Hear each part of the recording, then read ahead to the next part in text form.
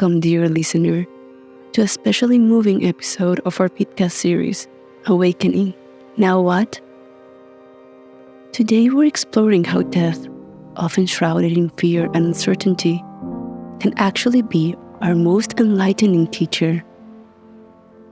As we journey through this episode, I invite you to open your heart and mind, for death's lessons touch us at our very core, challenging us like nothing else can. So go ahead, bring a soothing cup of your favorite tea, find a cozy spot to settle into, and allow yourself to flow with the insights that await you. Are you ready? Take a deep breath, relax, and let's dive deep within. Earth to earth, ashes to ashes, dust to dust. We are invariably confronted with the inevitability of death, being the loss of loved ones or the contemplation of our own mortality. Such heartbreak can feel overwhelming, sometimes compelling us to guard our hearts against future pain. Yet, paradoxically, it is through the openness of the heart that we find liberation, a release from suffering, hatred, anger, and fear. So wouldn't you say that there is little more important than the spiritual alchemy of transforming the pain of loss into a radiant warmth of understanding, compassion, and love? Let's begin by observing your reality. If you look closely, you'll see that everything in existence, living beings and inanimate objects alike, is subject to change. In Buddhism, this concept is called anicca, the Pali term for impermanence. It encapsulates the transient nature of all conditioned phenomena, which are bound to change and ultimately cease to exist. This truth spans the physical and mental realms, encompassing objects, beings, emotions, thoughts, and sensations. Everything in the universe is impermanent, in a constant state of flux. You can observe this universal truth directly, beyond any philosophical doctrines, and its realization is one of the aims of meditation. Resisting impermanence is akin to holding an ice cube in our hand and willing it not to melt. Despite our efforts, the ice cube will inevitably transform into water, slipping through our fingers. By trying to halt this natural movement, we set ourselves up to frustration and sorrow, as the ice in its temporary state will naturally melt, regardless of our desires to keep it static. So how do we embrace love, knowing that all we connect to is transient? Must we shield ourselves from connection to avoid pain? This is where we transform knowledge into wisdom. While impermanence is a fact, how we apply this understanding in our lives is a choice that can be made with insight, thoughtfulness, and a way that is beneficial for you and those around you. Existence, as discussed in a previous episode, is a distinct or particular perspective of the whole by definition. Before anything exists, there is oneness. Thus, all that comes into being and fades away returns to what we might call the source. This dance of duality and oneness highlights that although impermanence characterizes existence, there is an eternal aspect of our being, one beyond the ego, beyond time and space. Everything in existence participates in an eternal cycle of death and rebirth, symbolized by the Ouroboros, the serpent consuming its tail. This ancient symbol represents oneness, continuously recreating itself in a perpetual cycle of life, death, and recreation, emanating from one consciousness or beingness. This level of understanding can be seen in the physical realm as well. The renowned astronomer Carl Sagan said, "Cosmos is within us. We are made of star stuff. We are a way for the universe to know itself." Our bodies, composed of atoms forged in stars, connect us immediately to the universe's grand narrative. Upon our physical death, we we return to these elemental components, maintaining our cosmic connection. As within, so without, and as above, so below. In understanding and accepting the impermanence of all things, we cultivate detachment from the ego and the material world, leading to a deeper understanding of reality. However, this detachment is distinct from apathy. The precept, "die before you die," encapsulates this concept. Found in various spiritual, mystical, and contemplative traditions, it signifies a metaphorical death of the ego, attachments, and illusions, leading to a deeper self-awareness and spiritual awakening, enriching our reality with vibrancy and openness. The concept of ego death invites us to release our identity as merely separate, self-centered entities. It's a journey towards transcending the egoic self, experiencing life from a broader, interconnected perspective. This transformation encourages letting go of outdated habits, perspectives, or self-aspects that no longer serve a beneficial purpose. Essentially, it's about undergoing an inner metamorphosis or rebirth while we are still in the physical realm. Embracing "die before you die" allows you to release the past, freeing yourself from the emotional weights of previous experiences, mistakes, or regrets. It opens space for personal growth and transformation. Embracing change means adopting both a surrendered and a proactive life approach.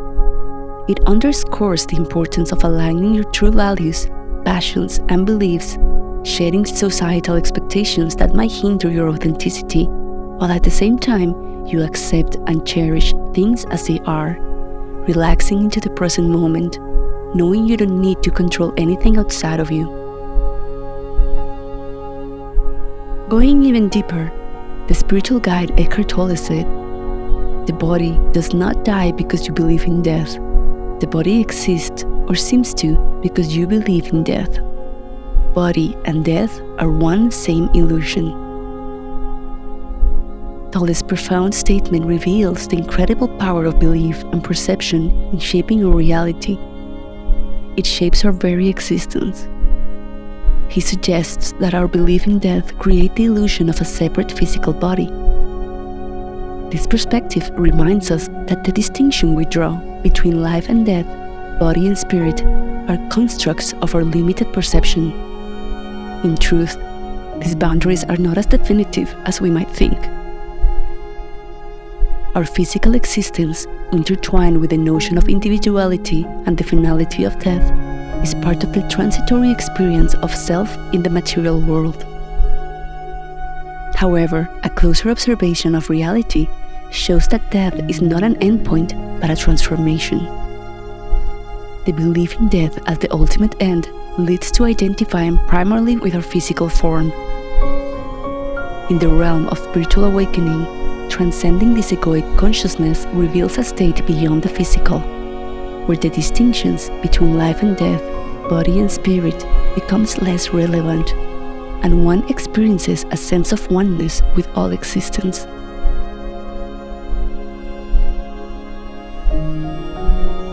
This perspective brings us to the pain and heartbreak of losing a loved one. Such loss, possibly the most painful event in our lives, can be transformed into a deeply meaningful experience. The acceptance of suffering is a journey into death. When we allow it to be, we enter death consciously, which means it is not an end but a stage of transition. When experiencing heartbreak, it is crucial to allow oneself to fully feel and acknowledge the pain. Crying and grieving are natural, necessary responses to loss and heartache. This vulnerability is not a flaw, but a fundamental aspect of our human experience. Yet, as we grieve, maintaining an open heart is vital. Instead of letting pain close us off and disconnect us from others, we draw strength from our heart, as it has the power to heal us and lead us forward. To map this process out, the Tarot's major arcana represents the internal processes things in existence go through in the eternal cycles of death and rebirth. The sequence from the Hanged Man to death and Temperance offers particular insights into navigating this process. The Hanged Man represents a phase of surrender, reflection, and re-evaluation. It represents a crucial phase where one is encouraged to relinquish control and accept the realities that cannot be changed. It's not about resignation, but finding understanding and peace in unalterable truths. The card's imagery, depicting a figure hanging upside down, symbolizes a complete perspective shift, essential for processing loss or moments of inner turmoil. This period of waiting and introspection is crucial for preparing yourself emotionally and spiritually for the transformation that follows. Following this period of emotional suspension, the Death card symbolizes the transformative journey of grieving. It signifies not only physical death, but also the metaphorical end of one's former life, habits, and even aspects of identity. It's a time of profound change and letting go, essential for healing and growth. Finally, Temperance represents finding balance and healing, blending past memories with present experiences, gradually rebuilding peace and harmony. This card suggests a time of integration, finding a new equilibrium, alchemizing the pain into something beautiful and meaningful to you. It's a reminder that healing is a gradual process, requiring patience and the blending of sorrow with beauty to find a new sense of harmony and purpose in life. In the Tarot's narrative, the Hanged Man, death, and temperance collectively portray a journey of release, surrender, transformation, rebirth, and eventual rebalancing. Healing from heartbreak is a delicate balance between fully experiencing our pain and retaining our capacity for love and openness. It's about acknowledging the complexity of human emotions and embracing the full spectrum of our experiences, including the difficult and painful ones, as vital pathways to growth and deeper understanding. Death, in its profound and often startling clarity, emerges as our greatest teacher. It opens our hearts wide, revealing that the depth of our pain is directly linked to the depth of our capacity for love. The reason it hurts is the reason why it is all worth it. Love is the force that enables us to heal, to grow, and to rediscover joy and love again. The strength of our hearts stems from recognizing the inherent beauty in every moment, every encounter in life, precisely because of its transitory nature. It's about understanding what it means to live fully, to face and transcend the fear of death, and to wholeheartedly embrace our humanity. With an open and loving heart, we allow ourselves not only to see the light, but be the light. To be lighter, softer, and warmer, illuminating our world with appreciation, gratitude, and grace. By accepting suffering and consciously entering the domain of death, we emerge on the other side unburdened by the past and free from the attachments of the material world that keep us trapped in painful situations. In undergoing this transformative death, we come to the profound realization that there is no true death, only the dissolution of the rigidity of the ego, and with it, the dissolution of the illusion of separation. Thus, fear dissipates, and we learn to cherish every present moment, understanding its unique and irreplaceable value and the intrinsic connection we share with the all. This realization allows us to love ourselves unconditionally, recognizing that our existence is remarkable and unparalleled. Echoing the wisdom of the Greek philosopher Heraclitus, who said, "You cannot step into the same river twice," we understand the impermanence and constant evolution of life. We learn to embrace and savor our connections, knowing they, too, will one day conclude in the material world. We find joy in life's journey, with all of its twists and turns, for it is the very essence of existence. Perhaps it is a gift we have given ourselves and then forgotten, to experience a universe teeming with opportunities for exploration, connection, discovery, fun, and joy. Perhaps the secret to a life free from undue pain and suffering lies in dying to the past in every moment. To live here and now, with a heart full of acceptance for what is, understanding that while everything changes, nothing is truly lost. Forms and circumstances may shift, but the essence, the core of all that matters, cannot ever be lost. You need to only go deep within to remember that, for the truth lies at your core. In this acceptance, we find solace in the knowledge that while everything in the realm of form is impermanent, our true essence is eternal and immortal. For consciousness is the basis of reality.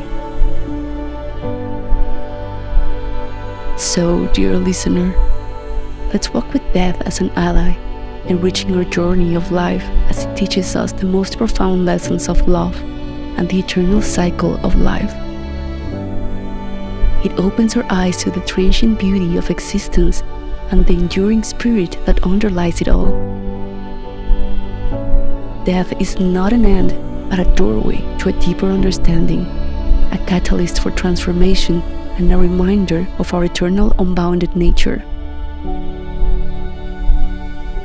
In this realization, we can find not only comfort in our mortality, but also an invigorating sense of freedom and a deeper appreciation for the precious, fleeting moments of our lives.